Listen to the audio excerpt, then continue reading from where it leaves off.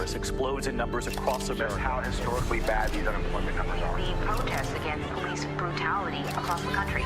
We are taking back our country. We're in a battle for the soul of America.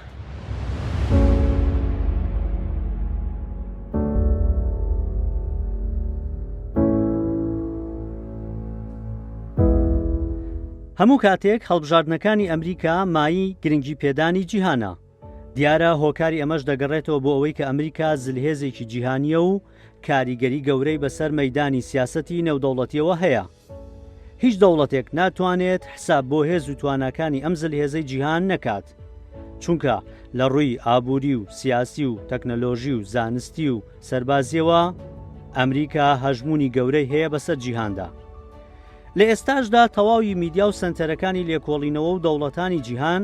چاویان لەو هەڵبژاردنەیە کەوا بڕیارە لە 3 نۆڤەمبەردا ئەنجام بدرێت و گەلی ئەمریکا بڕیاری دانانی سەرۆکێکی نوێ بۆ وڵاتەکەیان دەدەن کە دەکاتە 46مین سەرۆکی ئەمریکا. ئەم سەرۆکەش هەتاوەکو 4 ساڵی دیکە بڕیاردەری سەرەکی دەبێت لە سیاسەتە ناوخۆیی و دەرەکیەکاندا. لە سەرەتا هەر تۆزێک باسی پرۆسەی دەنگدانیش بکەم لە ئەمریکا وەکو دەزانن هەر 4 ساڵێک جارێک دەنگدان دەکرێت لەسەر سەرۆکایەتی ئەمریکا و تا دوو حزبی گەورە لە ئەمریکا هەیە کە بە بەردەوامی ئەو دوو حزبە پێشبڕکێ دەکەن لە دەنگدانەکان هەر 4 ساڵ جارێک. ئەویش حزبی جمهوریەکانە کۆماریەکان کە ئێستا نوێنەرەکەیان سەرۆکی ئێستای ئەمریکایە دۆناڵد ترامپ.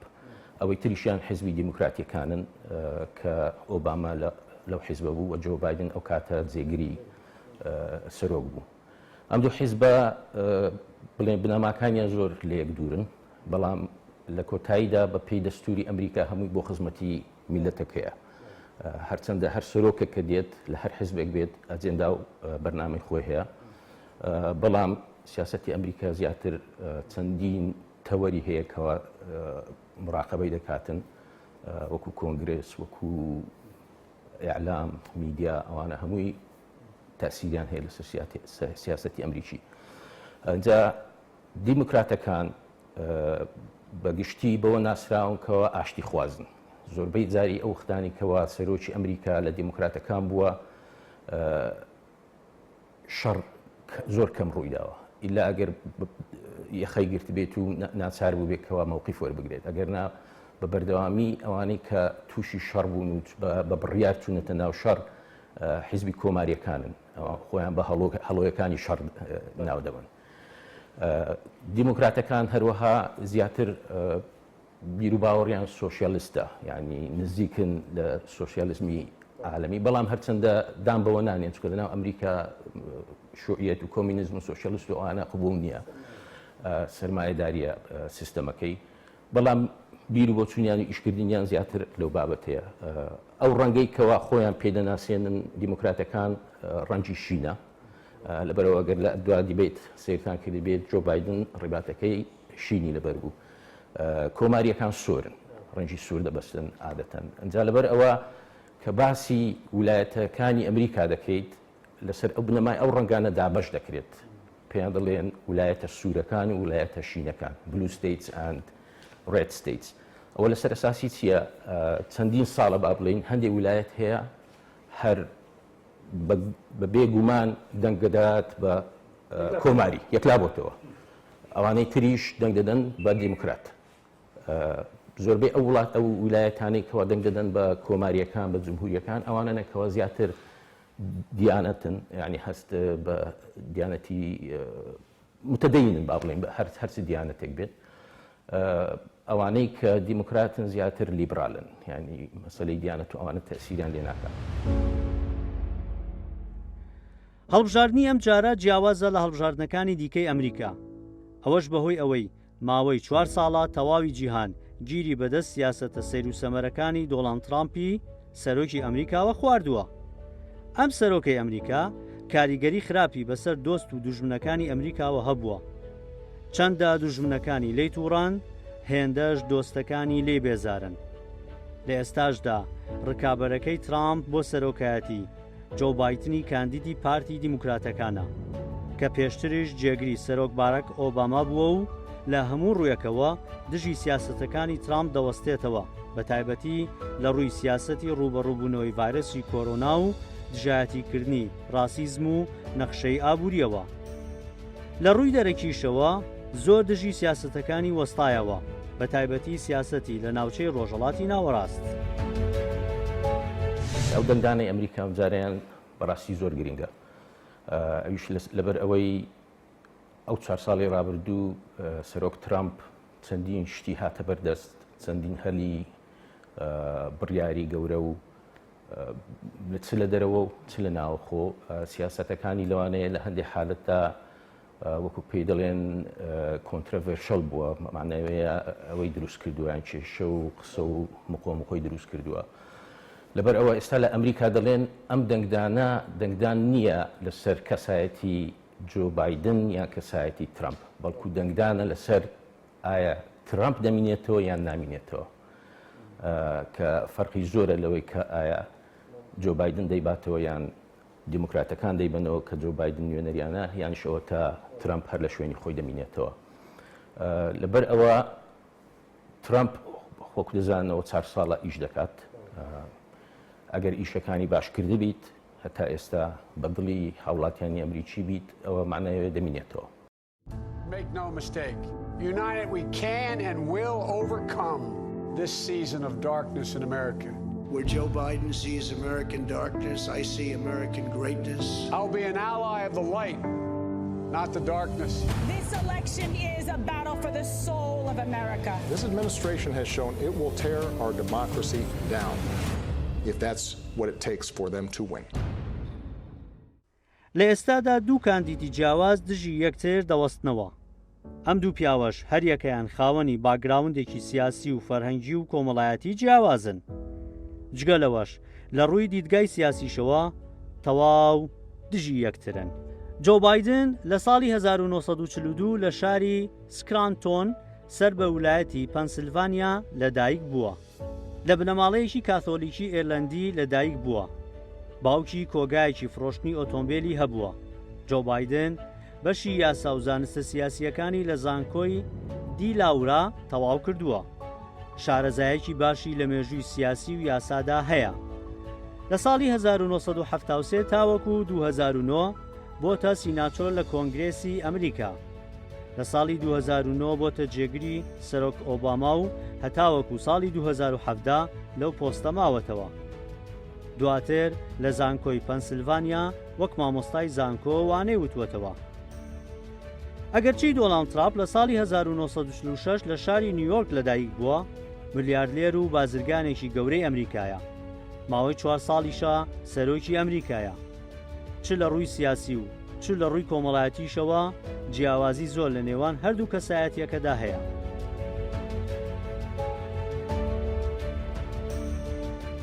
بێگومان کەسایەتی سەرۆک یا کاندیدی سەرۆک زۆر دەوری هەیە.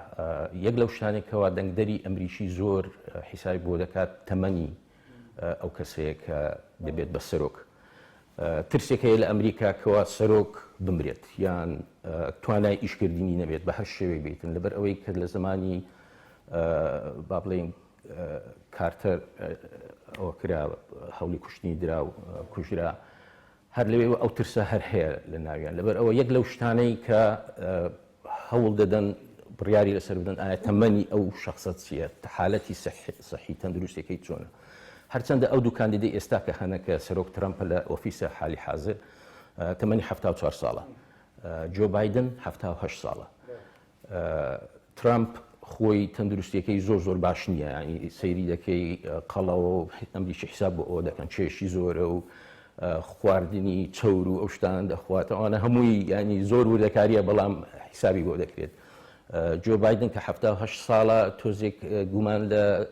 توانای مێشتی هەیە، زۆر جار لە دیبیت و ئەوانە هۆشی دەڕوات، ینی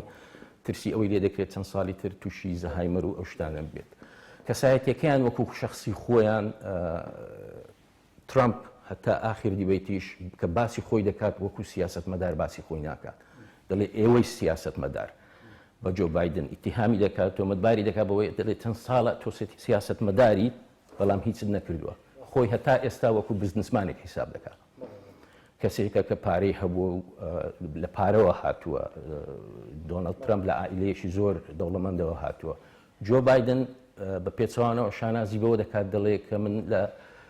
شاری سکرانتن پێنسیلڤینیا لەدایک بووم لە دایک و باوکێکی زۆر هەژار و من هاوڵاتیەکی ئەمریکی ئاساییم ینی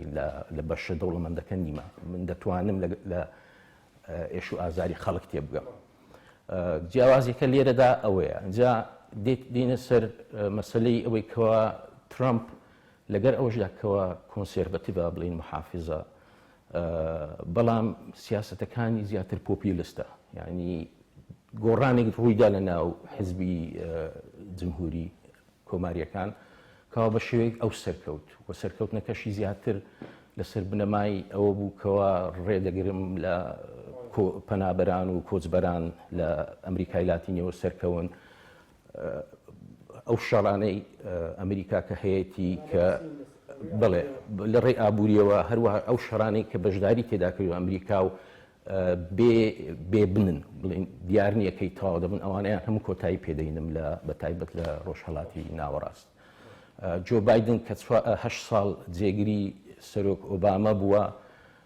ترامپ زۆر زار تۆمەتباری ئەوەی دەکات دەڵێت تۆ 8 ساڵ لە ئۆفیس بووی هیچت نەکرد هەردوو لایەنیان لایەنی ئیجابی و سلبی لەگەڵ خۆی دێنێتە ناو پێشبڕکێیەکە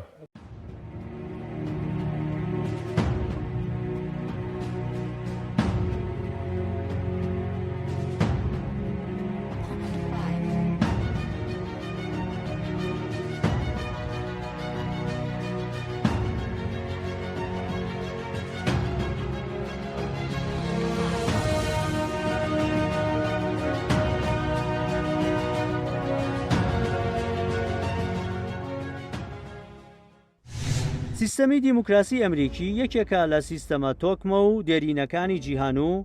بەسەر مەشق بۆ گەلانی دیکەش دادەنرێت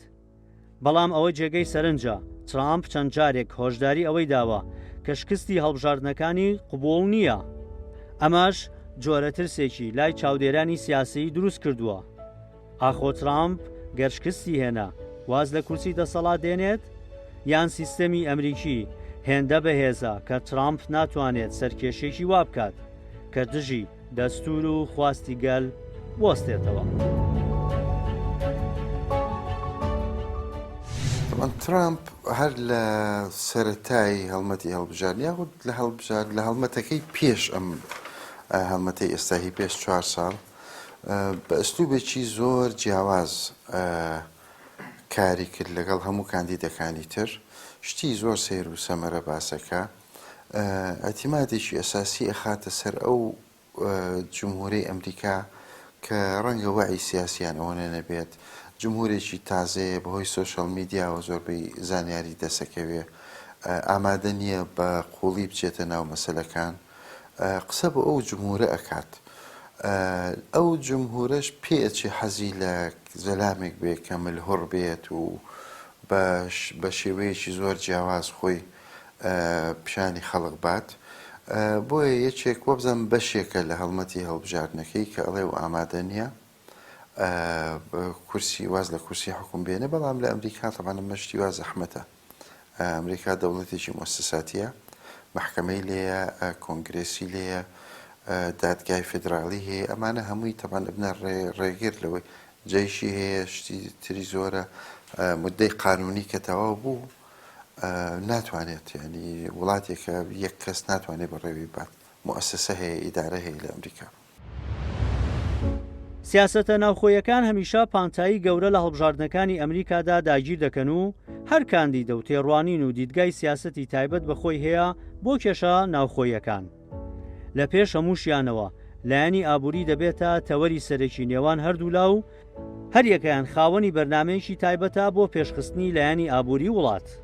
هەر لە سەرەتای پەیدابوونی ڤایرۆسی کۆرۆناوە ئیدارەی دۆناڵد ترامپ ڕوبەڕووی رەخنەی زۆر بووەوە چونکە هێندە بە گرنگیەوە مامەڵەی لەگەڵ ئەم پرسەدا نەکرد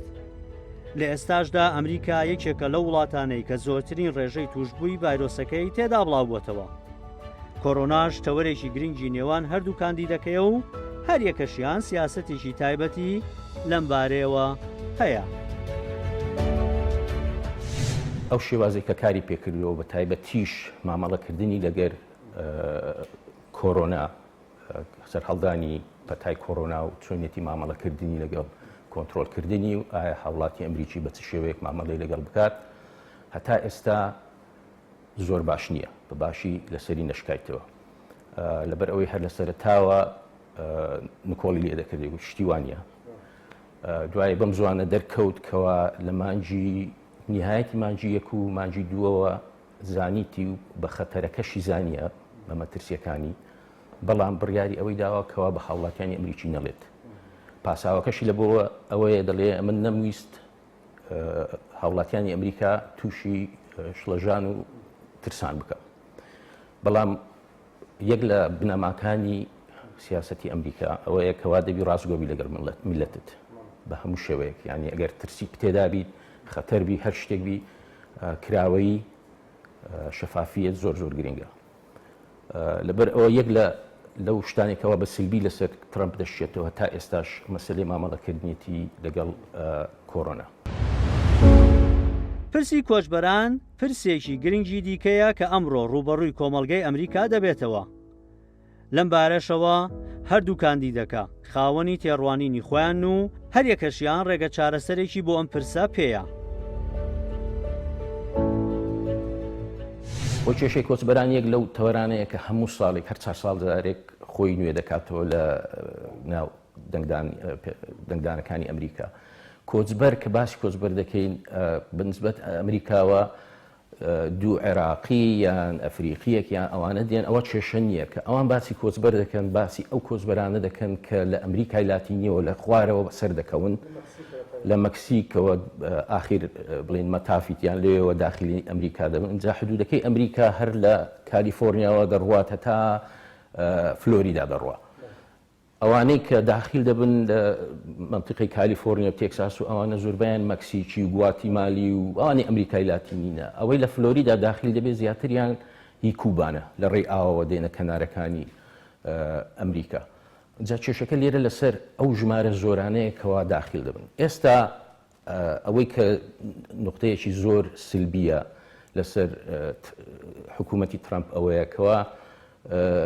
سیاسەتێکی پەیڕەو کرد کەوا ئەو ئائیلانەی ئەو خێزانانەی کە دەهاتنە سەر سنوور و خۆیان تەسلیم دەکرد منداڵەکانیان زیادە کردەوە لە دایک و باوکیان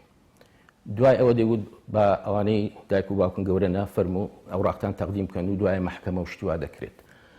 حالی حاضر 520 شتێک منداڵ هەیە بێداک و باون بابیان ڕۆشتینە بە جیان هێشتێ پرۆسەکەی و لە ناو وەکو زیندان وایە لە ناو زیندانن لە ئەمریکا ناتوانن ماڵیان ببینەوە یانی چەندین ڕێکخراوی خێرخوازی ئەوانەوە هەوڵ دەدەن کە بیان بینەوە بزان بیان گەینەوە ئائیلەی خۆیان بەڵام ناکرێت زۆر زەحمەتە سیاسەتی دیموکراتەکان نەرمترە بەرامبەر کۆچبەران لەبەر ئەوەشە ینی زان ڕەنگ دەداتەوە لە دەنگدانەکان ئەوانەی ئەمریکی لاتینینە لە مەکسیکیتەوە لە بەرازیلی ئەرجەنتینی هەرچی ئەمریکای لاتینیە لە ناو ئەمریکا زۆربەی جار دەنگ بە دیموکرات دەدەن لەبەر ئەوەی سیاسەتیان نەرمە بەرامبەر پەنابەران هەرچی دژی پەنابەرانە ئەوانە دەنگ بە ترامپ دەدەن و ئەوانەی کە دژ بە کۆچبەرانن مەسەلەکە چیە دەڵێن ئێدێن ئیشی ئێمە دەبن دێن زۆربیان ئەوانەی کە دەنگ بە ترامپ دەدەن لە ناوچە کشت و کاڵیەکانن فەلاحن لەبەر ئەوەی دەڵێن دێن لێرانە لە مەزرعەکانمان ئیش دەکەن بە پارەی زۆر کەم فەلاحی ئەمریکی بەو پارەیە ئیش ناکات. لە ڕووی سیاسەتی دەرەکیشەوە هەر یەکە لە کاندیدەکان سیاسەتی تایبەت و جیاواز پێڕەو دەکەن بە تایبەتی لەبارەی ناوچە و وڵاتە گرنگەکانی جیهان لەوانە چین، رووسیا، یەکێتی ئەوروپا و وڵاتانی ڕۆژهەڵاتی ناوەڕاست. ماوەی چەند ساڵێکە چین بۆ تا کێشەی سەرەکی بۆ ئەمریکا و بە نەیاری سەرسەختی ئەمریکا دادەنرێت. لە سای ترامپیشدا پەیوەندی نێوان چین و ئەمریکا زۆر خراپ بووە. بەڵام ئایا جۆ بایدن خاوەنی سیاسەتێکی جیاوازترە لە مەڕچین یان ئەویش هەمان سیاسەتی ترامپ پێڕەو دەکات؟ طبعا پەیوەندی چەند ساڵێکە لەوەتەی ترامپ هاتۆتە سەر حکوم ئەوێن جۆرە پەیوەندیەکی تر لەگەڵ چین بەڕێوە بات دائیمەش کاتی لەوە ئەکرد کە وەبەرهێنان یاخود سناعاتی ئەمریکا پیشەسازی ئەمریکا هەمووی ئەچێتە چین لەبەر ئەوەی کە کرێکەی کەمترە یاخود نرخی هەرزانترە ئەو ویستی ئەو هەژمونەی کە ئەمریکا هەیەی یاخود ئەو باڵادەستەی کە هەیەی لە دنیا بەهۆی سیاسەتەوە و لە هەمان کاتە لە بواری ئابووریشەوە پێویستی بەوە بۆ چەند تەسحەیەک بدات ئەو مێشکی لای سیاست نییە بەڕاستی سیاسەتی دەرەوەی ئەمریکا زۆر زیاتر بەلایەوە گرنگە کە بە شێوەیەکی وەکو بزنسمانێکی 100% چی کار هەیە لە دەرەوەی ئەمریکا کە ئەمریکا سوودی لێ بکە هەوڵ بات تا بتوانێت بهێنێتەوە بۆ ناو ئەمریکا لێرەدا پەیوەندی ئەمریکا و چین تەمان گرنگە و هەوڵی یان توانیوێتی نەوە گرژێکی گەورەی لەگەڵ چین دروستکە بەڵام لە هەمان کاتە ئەگەر بڵێن بایدن بێ ڕەنگە بتوانێت تۆزێ لەو سیاسەتانە بگۆڕێ بەڵام چونکە ئەو دەستی بەنەوە سیاسەتی کردووە احتیمالە زەحمەت پێ بۆ باید یاخود کاتی پێ بچێت تا بگەڕێتەوە بۆ پەیوەندیەکی نۆرمال لەگەڵ چین چ لە لای کۆماریەکان و چ لە لای دیموکراتیەکانیش هەمیشە رووسیا بە نەیاری ئەمریکا دادەنرێت بەڵام لەگەڵ دەست بەکاربوونی ترامپ زۆر جار باس لە دەسوەردانی رووسیا دەکرێت لە هەڵبژاردنەکاندا بەڵام تا چەندە ئەم قسانە ڕاستن و ئایا رووسیا دەتوانێت ئەم جارە دەسوەردان لە هەڵبژاردنەکاندا بکات؟ ئایا چ جیاوازێکی ڕیشەی لە نێوان هەردوو کاندید بەرامبەر بە رووسیا هەیە؟ طبعا تەداخلکردنی رووسیا لە هەڵبژاردنەکانی ئەمریکا زۆر کەس باسی کردووە چەند دۆکیومنتەرێکی گرنگی لەسەر کراوە کە دەستگای ڕاگەیاندنی پیشەیی بە پێشەوەیشی پیشەیانە ئیشیان لەسەر کردووە بینیویانە کە چۆن ترامپ توانیوێتی تا ڕادەیەک دەستکاری شێوەی دەنگدان و یاخود کاریگەری لەسەر دەنگدەری ئەمریکی هەبێت بەهۆی سیستەمی سوشەل میدیا و ئینتەرنێت و بەهۆی هاکەرە ڕووسەکانەوە بەڵام لە هەمان کاتە هیچ مەحکەمەیەک ئەمەی نەسەپاند ئەمەی دام بەو ئیشەدانە ناوتاک و ئێستا وەکو دیفاعێک بۆ خۆی ترامپ باس لەوە ئەکا کە ئەڵێ ڕووس تەداخلی انتخاباتی ئەمریکای کردووە لە ساڵحی هیلاری ئەوسا باسی کرد ئێستاش هەمان قسە ئەکرێتەوە هەر یەکە و هەر لایەنە و بە شێوەیەکی تا ڕادەیەک نافەرمی ئەوی لایەنەکەی تر تۆمەتبارەکات بەوەی کە پەیوەندی لەگەڵ ڕووس هەیە خود بەهۆی رووسیاوە تداخل لە لە پرۆسەی هەڵبژاردننی ئەمریکا کراوە لەو باوەڕەنی مەمە شتێکە کە بەکار هاتووە تاکو ئێستا هەر لە کاتی هەڵمەتی هەڵبژاردن بووە ترامپ بایدن و کوڕەکانی تۆمەتبارەکە کە پەیوەندیان لەگەڵ ئۆکرانیا و چەند وڵاتێکی تر هەبووە بۆ کاری بزنس ئەوان بە هەمان شێوە باسی ترامپەکەن بەس هەر بەڕای من کێشەی هەڵبژاردنە چکە پەیوەندی ئەمریکا و رووسیا زۆر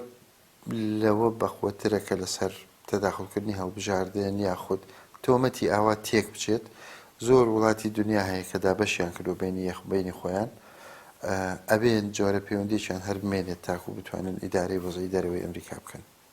بەیاننامەیەک دەرچوو لە دەستگا سیخوڕیەکانی ئەمریکا کە دەڵێت بەڵگەمان لەبەردەستە ئەمجاریان رووسیا و ئێران هەوڵی دەستێوەردان دەدەن لە پرۆسەی دەنگدان لە ئەمریکا هەوڵەکانی دەستێوەردان چۆنە ئەمریکا بڵێن رووسیا و ئێران نایەن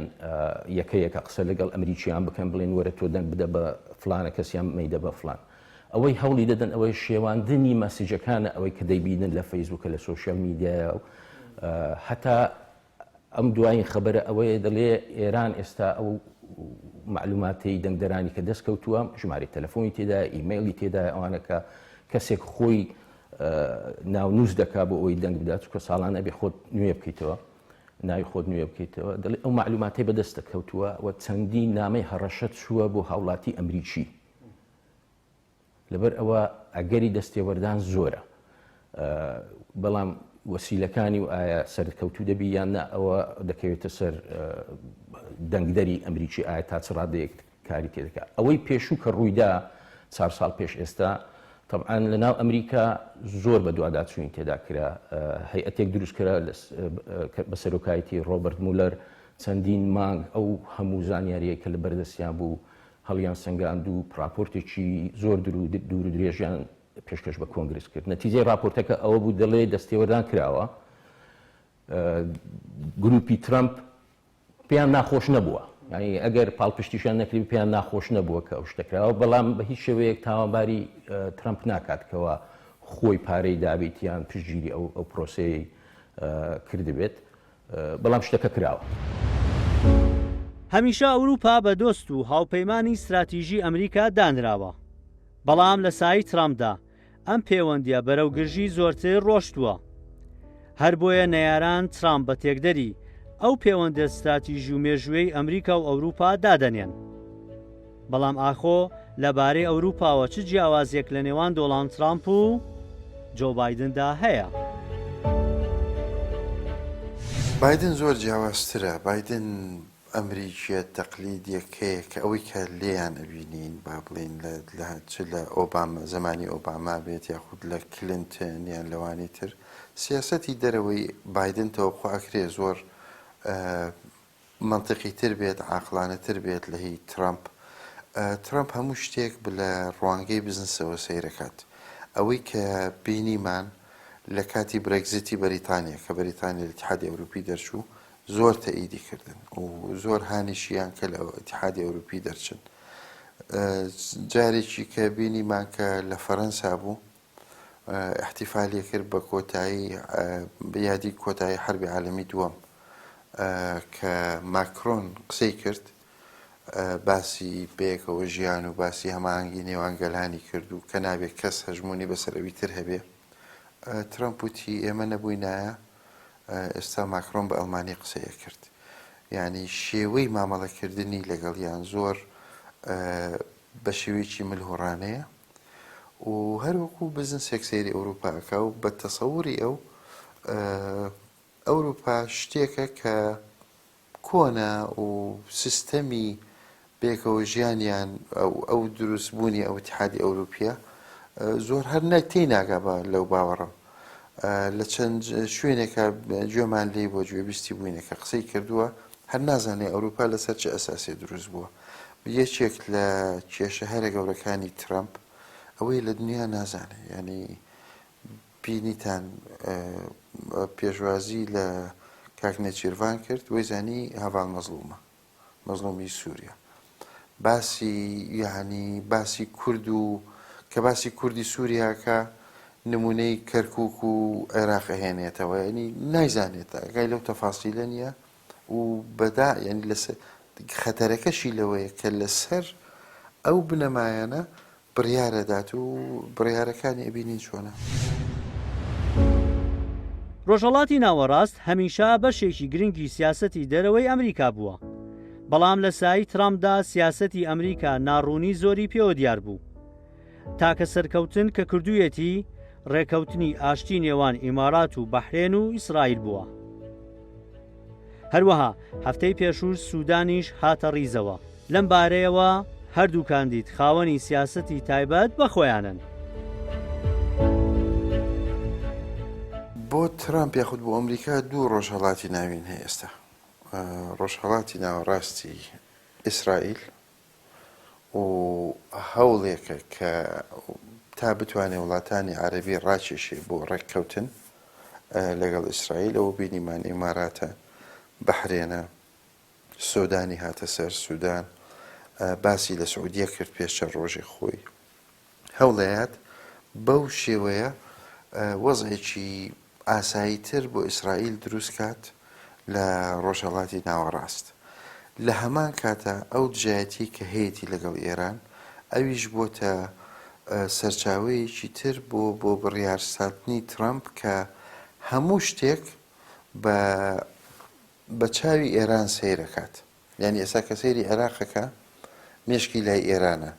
کە سەیری سووریا ئەکات تا ڕادەیەک مێشکی لای ئێرانە سەیری کەنداو ئەکات بە هەمان شێوە لە ڕوانگەی ئێرانەوە خود مێشکی لای ئێرانە لەو بڕێارانەی کە ئەیدا حتا ئەم ڕێککەوتنانەی کە بینی ئیسرائیل و وڵاتە عەرەبیەکان کردوتی لێکۆڵەرەوەکان پێیان وایە کە بەشێکی گەورەی ئەم پاڵپەیوەنانە بەلای ئیسرائیل ئەوەیە کە ئیبحاولەکە ئێران عەزلکا زیاتر بایدن بێت تازە ئیشەکە قەوماوە ئەو پرۆسەی کە ترەمپ کردوتی لە ئاشتبوونەوەی وڵاتە عەرەبیەکان لەگەڵ ئیسرائیل وابزانم باوەڕ ناکەم لێی پاشەکشە بێت و ڕەنگە زەخت بکە کە وڵاتانی تریش هەمان شێوە هەمان جۆرە ڕێککەوتن ئیمزاکەن لەگەڵ ئیسرائیل بەڵام ڕەنگە ترەمپ تۆزێک بە محتەوایەکی جیاواز یاخود بە بنەمایەکی جیاواز و بایدن وای لێ بکات کە بە شێوەیەکی تۆزێ وردەکاری زیاتر لەوەی کە بەسکە لە میدیا دەرچن و دوو کەس ئیمزای کات و تەفاسیلەکەی خەڵق نەیزانی چییە. هەمیشە کورد لە هەموو پارچەکاندا چاویان بڕیوەتە سیاسەتی دەرەکی ئەمریکا. ماوەی چەند ساڵێکە ئەمریکا چ لە باشوور و چ لە ڕۆژئاوای کوردستاندا ڕۆڵی بەرچاوی هەیە. بەگشتیش کورد بە ترس و گومانەوە سەیری سیاسەتی ترامپ دەکات. چونکە لە سایه حکومی ترامپدا تورکیا زیاتر پەلاماری باشوور و ڕۆژئاوای کوردستانی داوە. هەرچەندە هەتاوەکو ئێستا جۆ بایدن هیچ سیاسەتێکی ڕوونی لەبارەی کوردەوە نییە، بەڵام هەست دەکرێت کە بایدن لەبارەی تورکیاوە تونترە. هەرچەندە هەندێک چاودێری سیاسی پێیان وایە کە جیاوازێکی وا زۆر لە نێوان هەردوو کاندید لەبارەی کوردەوە بەدی ناکرێت چونکە کورد دەوڵەتی نییە. بێگومانەوە ئاگدارین کەوە سیاسەتی ئەمریکا لەم ناوچەیە بەتایبەت لە سووریا لە ڕۆژاوا گۆڕا ینی بە شێوەیەکی زۆر کتوپڕ بە تویتێک هەموو بڵین عادەلەکانی گۆڕی دوای چەند ڕۆژ وەرگەڕاوە لە بڕیارەکەی و بەڵام بڕیاریدا کەوە ئەو مانەوەیان لێ تەنیا بۆ پاراستنی چەڵگە نەوتیەکان بێت. بەنسبەت هەرێمی کوردستانی خۆمان کە تێداین ئەمریکا حتمما کورد بەگشتی و کوردستانی عێراق بە دۆست دەزانێ. من ئەوەندە ساڵی کە لە ئەمریکا بووم برادرم هەبوو لە ناو دەستگاکانی حکوومەتی ئەمریکی دائیمەن بە شێوەیەکی پۆزتیڤ باسی ڕۆڵی کورد کراوە. بەڵام ترامپ هەتا ئەو شتەشی شێوان بەوەی وتی من کورد تەنها کە بەکاریان دێنم بۆ شەڕ و ڕەفیقمانن ئەو کاتانەی کە بمانەوە گەرنا ڕادەکەنەوە. سیاسەتمەدارانی کوردیش لێرە لە هەرێمی کوردستان بە چاوێکتر ئێستا کە سەیری سیاسەتی ئەمریکا دەکەن. کاتی خۆی ئەمریکا دەیوت سیاسەتی هەندێک دەوڵەت کە بەیانیان هەڵدەستی دەبی چاوەڕێی ئەوەی بکەیزانی ئەمڕۆ سیاسەتی ئەو دەوڵەتە چییە، بەڵام هی ئەمریکا ئێستا وای لێ هاتووە کە هەڵدەستی دەبێت سەیری تویتەکانی ترامپ بکەی بزانی بە چ لایەکدا دەکەوێت ئەمڕۆ. بەدڵنیاییەوە ئەوە تەنها گەلی ئەمریکایە کە ڕۆژی سێشەممە سەرۆکێکی نوێ دیاری دەکەن. هەموو جیهانیش چاویان لەم بڕیارەی گەلی ئەمریکایە چونکە ئەم وڵاتە کاریگەری گەورەی بەسەر جیهانەوە دەبێت. ئێمەی کوردیش هیوای ئەوە دەخوازین کە سەرۆکی نوێی ئەمریکا سیاسەتێکی نوێ پێڕەو بکات کە خزمەتی گەلی کورد و ئاشتی لە ناوچەکەدا بکات و دژی هەموو سیاسەتێکی شەڕەنگێزی و نائارامی بۆستێتەوە کە ماوەی چەندین ساڵە بۆتە هۆی نائارامی و پشێوی گەورە بۆ ناوچەکە و جیهانیش.